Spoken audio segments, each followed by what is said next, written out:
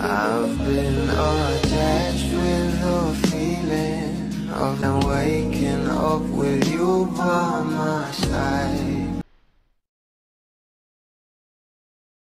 Miss Darla, may nilabas ngang larawan ni Donnie Pangilinan na kung saan ay talaga namang nagulat nga ang maraming bablis dito dahil hindi nga raw nila ito nakita nakasama itong ating Donnie Pangilinan dahil alam naman natin na itong ang ating Donnie ngayon ay nasa Switzerland nga kasama ang kanyang pamilya at sobra talaga itong nag-e-enjoy doon. Pero ito na nga guys, ang bawat larawan na pinost ni Miss Darla sa kanya social media account na kung saan ay umagaw pansin nga ang naging caption dito na Miss Darla sa kanilang larawan ni Donnie Pangilinan together na kung saan ay talagang sobrang pogi nga naman ng ating Donnie. Kaya naman ang mga bula ay nagulat at nagtaka nga kung kailan nga ba ito naganap dahil kahapon nga lang ito pinost ni Miss Darla sa kanya social media account. Kaya naman umani pa nga ito ng maraming komento at pinag-uusapan na